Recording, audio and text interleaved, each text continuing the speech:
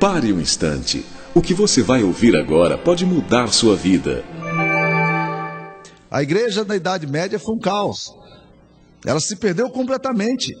As incoerências sacerdotais, da liderança religiosa, os descompromissos com a palavra, com o reino de Deus, distanciamento, apegado a tradições e criando ritos e dogmas que não tinham absolutamente nada a ver com a igreja original. E nós temos igualmente hoje problemas de muitas matizes. É impressionante quando você tenta ouvir hoje um programa evangélico na televisão. Você fica literalmente assustado com a babaquice e as tolices que têm sido ditas em nome de Deus. E tudo isso sacralizado e institucionalizado de uma forma absolutamente aberrante. Nós precisamos ter muito cuidado com o que está sendo dito nas televisões. Agora, igreja, meus queridos, a igreja de Cristo é o lugar de salvação. E igreja também tem outro tipo de problema. A Sara gosta de dizer que igreja é uma espécie de hospital. Mas de vez em quando aparece um enfermeiro louco querendo praticar eutanásia, né? E aí a coisa fica bem complicada. Igreja é assim. Agora, nesse texto aqui, meus queridos irmãos, a figura central desse texto aqui aplica-se à questão do corvo e da pomba. Nessa arca tem corvo e tem pomba. Noé percebe que a chuva parou. E ele começa a ver provavelmente os sinais dos montes surgindo, como a Bíblia diz. E ele disse: deixa eu soltar um desses animais aqui, dessas aves aqui, para ver o que vai acontecer. Ele solta um corvo.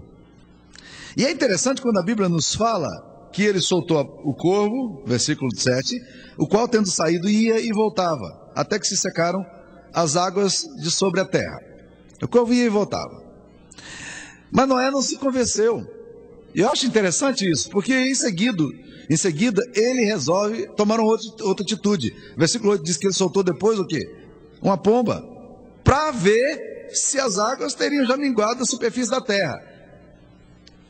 Ele soltou o corvo, e depois que ele soltou o corvo, ele diz: eu errei. Corvo não é critério. Corvo não é base. Eu não posso confiar no corvo. Por quê? Aí ele diz: vou soltar uma pombinha. Há uma diferença aqui muito clara de natureza. Corvo e pomba possuem natureza absolutamente distintas umas das outras. Corvo se alimenta de podridão, de carniça.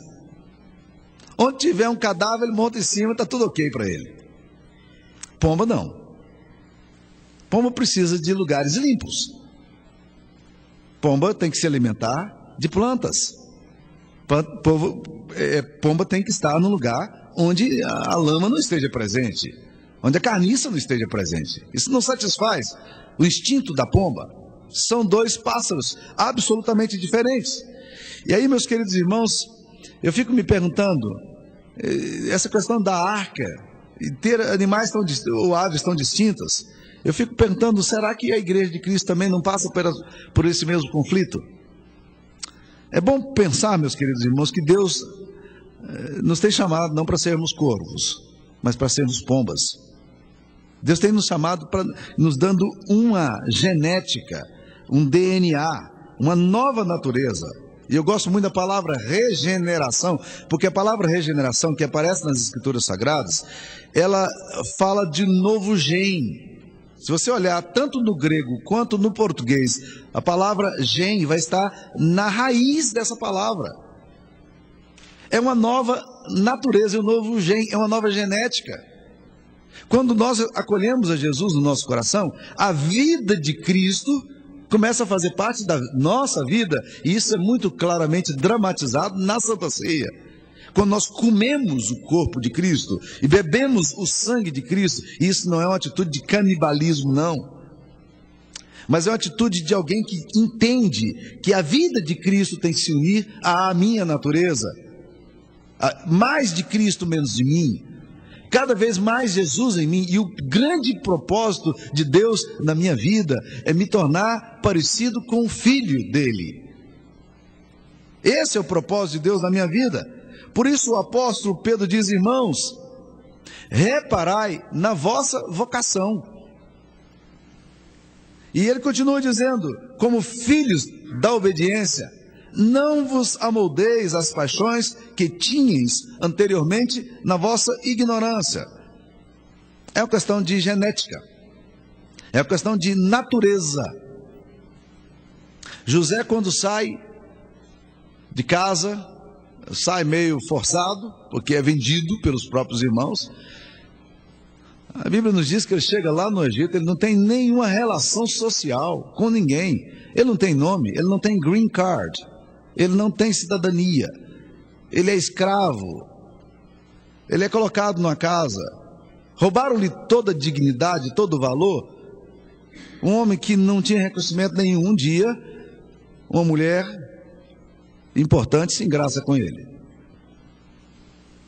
E aí o passaporte dele estava carimbado, meu filho. Vou para a galera, está tudo resolvido. Ele diz, não dá. Não dá porque eu não posso pecar contra o meu Senhor, que tem me colocado aqui como líder dessa casa, como mordomo dessa casa, e não posso pecar contra o meu Deus. Questão de DNA, meus queridos. E não tem nada a ver com data de nascimento antigo. Tem a ver com a composição genética daquilo que Deus está fazendo em nós. O problema muito sério na nossa vida cristã é que nós trabalhamos muito ainda numa linha que a gente chama de linha comportamental, mudança de hábito. Nós achamos que ser cristão é uma mera questão de mudar de moral. Não. Ser cristão é muito mais sério. É mudarmos de genética. Só que nenhum de nós vai conseguir fazer isso. Nenhum de nós é capaz de mudar a própria genética. Corvo vai continuar sendo corvo, pomba vai continuar sendo pomba. Mas a Bíblia Sagrada nos diz que se alguém não nascer de novo, não pode ver o reino de Deus. Questão de genética. Deus tem que mudar a nossa natureza. Porque a natureza determina instintos. A natureza determina vontades. A natureza determina conduta. É questão de natureza. Por isso que Noé solta o corvo, mas ele percebe que o corvo se alimenta de coisas podres. É ave de rapina. Pomba se alimenta de grãos, de sementes. Não sobrevive sobre carniças e sobre carcaças. E é bom pensar, meus queridos irmãos, que a teologia bíblica reformada sempre ensinou o seguinte: eu não sou pecador porque peco, mas eu peco porque sou pecador. É questão de natureza minha. Então Deus tem que mudar. Nós ficamos preocupados com a ética que temos, mas Deus se preocupa com algo bem mais profundo. Deus se preocupa com a minha natureza intrínseca, com o meu caráter. O homem de Deus e a mulher de Deus, eles podem até tropeçar, mas não é lá que eles gostam de estar. Eles não têm prazer na carniça. Eles não têm prazer na carcaça. Agora, corvo, meu filho, se soltou corvo, ele vai bater em cima de carne podre. Deixou corvo, e aí a gente fica como pastor, tentando segurar corvo. Gente, não dá. A gente bota cerca, a gente controla, bota na gaiola, aí um dia alguém esquece a porta aberta. O corvo vai para onde? Carniça. Ele gosta de carniça. Ele gosta de podridão. O nosso problema não é assentimento intelectual. Nosso problema é a questão da mudança do nosso ser. E aqui que está o grande perigo, que a lei fala do que devemos fazer, mas o Evangelho fala daquilo que Deus pode fazer em nós, e só Ele pode fazer. A mudança da nossa natureza. Agora, meus queridos, tomem muito cuidado com a atitude de corvo. O texto aqui diz que o corvo ia e voltava. Versículo 7. O corvo ia e voltava. Ele vai e volta. E essa instabilidade de corvo é uma característica do corvo. Eu tenho visto muitas vezes isso acontecer na igreja. É gente que gosta assim do espécie. Lembra daquele regime que começa na segunda-feira e termina no sábado? Que emagrece da segunda até a quinta-feira, mas na sexta-feira começa a engordar de novo. Eu gosto muito de lembrar que minha filha, quando ela nasceu naquela época de inflação que chegava a 84% ao mês. Eu nem sei como é que isso funciona, mas era assim que funcionava. Alguns aqui, não tem muitos, mas alguns aqui se lembram dessa data. Mas eu lembro que minha filha, quando a gente recebia o dinheiro, a gente corria do supermercado para comprar o máximo que a gente pudesse comprar. Porque subia as coisas todo dia. E aí nós comprávamos muita coisa, comidas, guloseimas, trazia, colocava, enchia o freezer, todo mundo tinha que ter freezer, geladeira, pá, não sei o quê. E a minha filha, no início do mês, ela engordava. No final do mês, ela emagrecia. As guloseimas iam acabando no final do mês. Né? Há muita gente que vive assim, nessa espécie de regime de gordo. Vai e volta, vai e volta. E Elias faz uma pergunta interessante, o profeta Elias, quando ele está diante do povo, ele fala assim: até quando vocês vão cochear entre dois pensamentos? Pararam para pensar nessa expressão de Elias? Cochear é andar assim, manquejando. Um dia está em pé, outro dia está caído, vai andando assim, claudicante, vai dividido, esquizofrenizado na sua religiosidade, na sua fé. Coxo anda mancando. E é atitude de bêbado. É um pé na calçada, um pé no meio-fio, e de lá pelas tantas ele já não está entendendo muito bem o que está acontecendo. Ele fala: será que a minha perna encurtou? Uma perna encurtou? Porque estou no torto aqui, né? Só que ele está pisando no meio-fio, está pisando na calçada. Ele não entendeu ainda onde é que ele está andando.